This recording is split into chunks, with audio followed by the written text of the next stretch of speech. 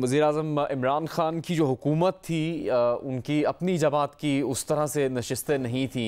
इत्तेहादी जमातों के साथ मिलकर वो हुकूमत बनाने में कामयाब हुए, जिसमें जहांगीर तरीन साहब ने उनकी बहुत मदद की। और जिस तरह से हमने देखा कि उनका 2013 से जो 18 का दौर था, उस वक्त उन्होंने मुस्लिम लीग नून की हुकूमत को पहले दिन से ही तस्लीम नहीं किया था और मुख्तलिफ़ मौक़े पर उनके तरफ से वज़ीर-ए-आज़म जो उस वक्त थे नवाज़ शरीफ, उनसे इस्तीफ़े का मुतालबा सामने आता रहा था। तो अब उनकी सियासत जिस तरह से ख़त्म हुई है या उनको वज़ीर-ए-आज़म के जिस तरह ओहदे से हटाया गया है, उसके क्या नताइज होंगे उनकी पार्टी की सियासत पर, इस पर आपके सामने सवाल रखेंगे। कौमी असम्बली इजलास के बारे में आपको एक बार फिर बताते हैं और बराह रास्त दिखाते हैं।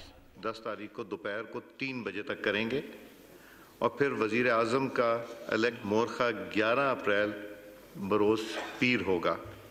Now, House is adjourned to meet again on Monday, 11th April at 11 a.m. Chairman Ayaz Sadiq ने ऐलान किया है कि आज यानी 10 तारीख को ही दोबारा इजलास होगा दोपहर में कौमी असम्बली का, और फिर नए कायदे-ए-ईवान का इंतखाब 11 अप्रैल को किया जाएगा। शहजाद इकबाल साहब। जी जुनैद, बहुत शुक्रिया। सबसे पहले तो मैं जो आपने सवाल किया उससे पहले शाहजेब ने जो बात की बड़ी इंपॉर्टेंट है। अब हमें एडवेंचर्स वगैरह से आगे निकलना चाहिए। आपने मार्शल लॉ भी ट्राई कर लिया, आपने हाइब्रिड निज़ाम भी ट्राई कर लिया, अब जमहूरियत को मौका देना चाहिए। और इसीलिए ये बहुत ज़रूरी है कि इस वक्त जो इदारे जिनके बारे में कहा जा रहा है कि अब वो एब्सोल्युटली न्यूट्रल हो चुके हैं, वो न्यूट्रलिटी जो है वो मुस्तकिल हो और नज़रियाती हो।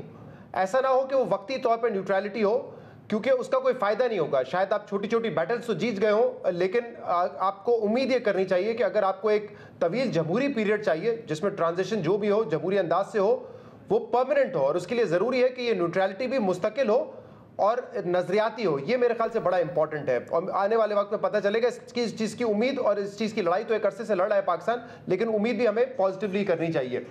जहाँ तक रही पाकिस्तान तहरीक इंसाफ की हुकूमत, इंट्रोस्पेक्शन करने की ज़रूरत है इमरान खान साहब को, और उसमें मेरे ख्याल से जो पहला नुक्ता होगा वो टीम के हवाले से होगा। आपने तो इशारा किया इस तरफ से कि काफ़ी सारे लोग दूसरी पार्टी से आए और पाकिस्तान तहरीक इंसाफ में आके जुड़ गए, और कुछ वापस चले गए तो हुकूमत भी गिर गई, इत्तेहादी चले गए तो उसका भी नुकसान हुआ।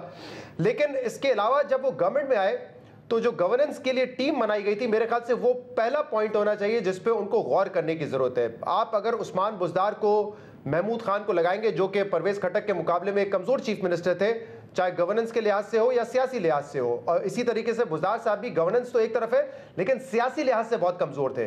तो अगर आप इस तरह की चॉइसेस करेंगे तो आप एक्सपेक्ट नहीं कर सकते कि आपकी हुकूमत जो है वो एक्सेल करेगी और आपने जो वादे किए थे वो आप वादे पूरे कर सकेंगे।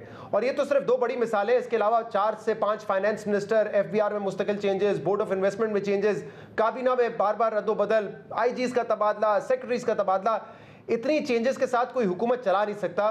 और ये जो बीच में जब मीडिया पे खासतौर पे बड़ा दबाव था, पाबंदी थी, तो जुनैद ये बात बताना ज़रूरी है कि इस किस्म के डायरेक्शन भी आते थे कि टीम के हवाले से तनकीद करें, वज़ीर आज़म पे तनकीद ना करें।